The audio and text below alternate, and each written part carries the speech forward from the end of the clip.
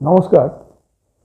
এই যে গত রাত্রে যে সূর্যগ্রহণ হলো, আর রাত্রি 9টা 4 মিনিট থেকে শুরু হয়ে সেটা চললো রাত্রি 1টা 27 মিনিট পর্যন্ত, অর্থাৎ 12 তারিখ রাত্রি, শেষ রাত্রি মানে 9টা 4 থেকে 13 তারিখ রাত্রি 1টা সকাল বলা যায়, যে 1টা 27 মিনিট পর্যন্ত।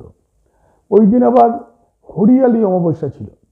যদিও যেহেতু রাত্রিকালে সূর্যগ্রহণ হয়েছে, তাই ভারতবর্ষে কিন্তু এই সূর্যগ্রহণ অদৃশ্য ছিল। কিন্তু এই সূর্যগ্রহণ অদৃশ্য থাকলে কি হবে, এই যে গ্রহণ, এই গ্রহণের প্রভাব কিন্তু 12টা রাশির জাতক জাতিকাদের উপরে যথেষ্টভাবেই পড়ে।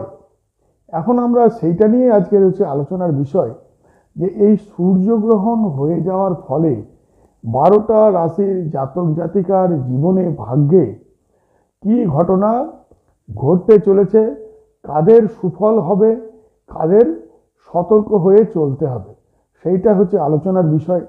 সেই আলোচনায় যাওয়ার আগে প্রত্যেককে বলবো, যাদের এই আলোচনা ভালো লাগবে তারা অবশ্যই লাইক করবেন। যারা প্রত্যেকটা এই তাৎক্ষণিক যে ঘটনা, যে কারেন্ট যে ঘটনা, যেগুলো নিয়ে আমি আলোচনা করি এবং জ্যোতিষশাস্ত্রের বিশেষ বিশেষ তথ্য নিয়ে যে আলোচনাগুলো করি, সেইগুলো যারা শুনতে ইচ্ছুক তারা অবশ্যই আমাকে সাবস্ক্রাইব করবেন। কোনো জিজ্ঞাসা থাকলে অবশ্যই আমাকে কমেন্টে লিখে জানাবেন।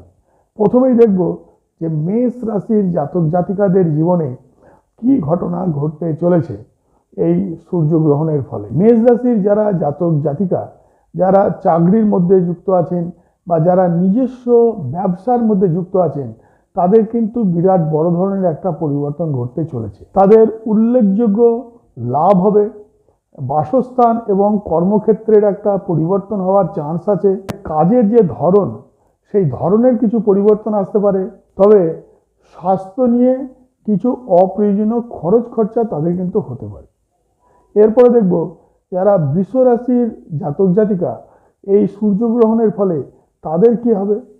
বৃষ রাশির জাতক জাতিকাদেরও একটা বিশেষ পরিবর্তন ঘটতে চলেছে। বিশেষ করে তাদের পরিবারে ভাই বোনদের নিয়ে কোনো শুভ ঘটনা, কোনো মঙ্গলজনক ঘটনা তাদের বাড়িতে কিন্তু এই সময় হবে। তাছাড়া তাদের দীর্ঘদিন ধরে চলতে থাকা কোনো সমস্যা, সেটা কিন্তু এই সময় সমাধান হওয়ার একটা সুযোগ তৈরি হবে। মিথুন রাশির জাতক জাতিকাদের এই সূর্যগ্রহণের ফলে আর্থিক দিকটা ভীষণভাবে ভালো, অর্থ সঞ্চয় হবে। বাড়িতে একটা শুভ ঘটনা ঘটার সম্ভাবনা রয়েছে। পুরনো কোনো বিবাদ থাকলে এই সময় সেটা মিটে যাবে। কন্যা রাশির জাতক জাতিকাদের জন্য এই সূর্যগ্রহণ তাদের জীবনে বিরাট একটা লাভের দিক নিয়ে আসবে। অর্থ সঞ্চয়ের নতুন পথ খুলে যাবে। নতুন অংশীদারি ও সম্পর্কের ক্ষেত্রে বিরাট বড় ধরনের সাফল্য আসতে চলেছে। এই সময় যারা অবিবাহিত, তাদের বিবাহ, বা যারা এখনো সন্তান সুখ লাভ করেননি, তারা কিন্তু তাদের সন্তান লাভের একটা সুযোগ তৈরি হবে। বৃশ্চিক রাশির জাতক জাতিকাদের এই সূর্যগ্রহণের ফলে কর্মজীবনে একটা কাঙ্ক্ষিত লাভ তাদের আসতে চলেছে। শিল্পকলা, শিক্ষা, গণমাধ্যম বা খেলাধুলা, এই ধরনের পেশায় যারা যুক্ত আছেন, তাদের এই সময় একটা বড় ধরনের সফলতা আসতে চলেছে।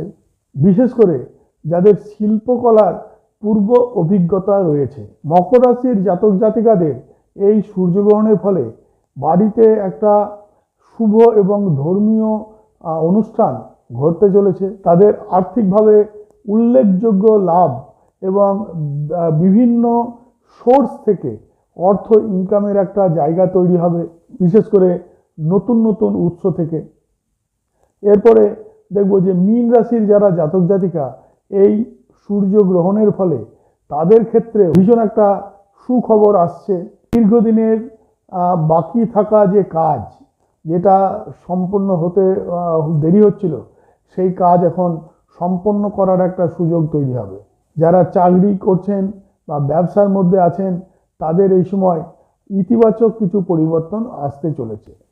তো এই 7টা রাশির সূর্যগ্রহণের ফলে কি কি শুভ বা কি কি সাফল্য আসতে চলেছে সেসব নিয়ে আমরা আলোচনা করলাম।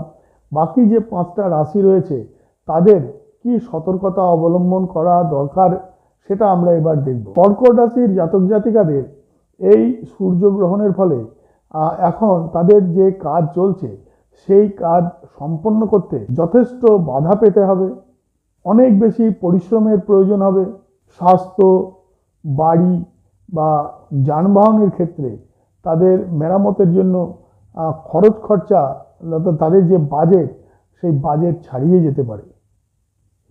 সিংহ রাশির জাতক জাতিকাদের এই যে সূর্যগ্রহণ তাদের বাসস্থান এবং কর্মক্ষেত্রে কিছু পরিবর্তন আনতে চলেছে। নির্মাণ কাজ বা নতুন কিছু কেনাকাটার ক্ষেত্রে তাদের যে মোটামুটি একটা পরিকল্পনা ছিল সেই পরিকল্পনা থেকে অনেক বেশি খরচ হয়ে যাওয়ার একটা চান্স রয়েছে। তুলা রাশির জাতক জাতিকাদেরও এই সময় কর্মক্ষেত্রে বা বাসস্থানের ক্ষেত্রে কিছু পরিবর্তন এবং বিশেষ করে নির্মাণ কার্য বা সম্পত্তি কেনাকাটা বা কোনো জিনিসপত্র কেনাকাটার ক্ষেত্রে তাদের কিন্তু অতিরিক্ত ব্যয় হয়ে যাওয়ার এই সময় একটা চান্স রয়েছে। সেই দিকে তাদের যথেষ্ট সতর্ক থাকা খুব দরকার। ধনুরাশির জাতক জাতিকাদের জন্য এই গ্রহণের ফলে তাদের যে সমস্ত কাজ চলছে সেই কাজ সম্পন্ন করতে যথেষ্ট পরিশ্রম এবং বাধার সম্মুখীন হতে হবে। অনেক সময় দেখা যাবে কাজ শেষ হতে গিয়েও শেষ মুহূর্তে কাজে বাধা পড়ে যাচ্ছে। ক্ষেত্রে খুব ধৈর্য ধরে মনোযোগের সাথে এবং যথেষ্ট সতর্কতার সাথে কাজ সম্পন্ন করতে হবে। কুম্ভ রাশির যারা জাতক জাতিকা এই সময় তাদের সাফল্য অর্জনের জন্য যথেষ্ট তাদেরকে পরিশ্রম করতে হবে। প্রচণ্ড ব্যস্ততা, কোলাহল এবং সংগ্রামের মধ্যে দিয়ে তাদের মানে সময়টা যাবে। আদালত বা মামলা বা কোনো বিবাদ এই ধরনের ঘটনা ঘটার একটা আশঙ্কা রয়েছে, সেই ব্যাপারে খুব সতর্ক থাকা দরকার। তবে দীর্ঘস্থায়ী যদি কোনো রোগ থাকে এই সময় সেই রোগ থেকে আপনারা সুস্থ হয়ে যাওয়ার একটা সুযোগ পাবেন। তো আমরা আজকে আলোচনা করলাম এই যে গত রাত্রে যে সূর্যগ্রহণ ঘটে গেল, যদিও সেটা ভারতবর্ষের দৃশ্য নয়, কিন্তু তা সত্ত্বেও তা কিন্তু আমাদের যে 12টা রাশির জাতক জাতিকা অর্থাৎ প্রত্যেকটা মানুষের ওপরে গ্রহণ কিন্তু একটা প্রভাব ফেলে। অনেক সময় বিরাট বড় ধরনের কোনো সফলতা বা বিরাট বড় ধরনের কোনো ঘটনা কিন্তু ঘটিয়ে দেয়। তো সেইগুলো নিয়েই আলোচনা করলাম। যাদের আমার এই আলোচনা ভালো লাগলো তারা অবশ্যই আমাকে লাইক করবেন, আর যারা প্রত্যেকটা অনুষ্ঠান পেতে চান তারা আমাকে সাবস্ক্রাইব করবেন। সবাই খুব ভালো থাকবেন।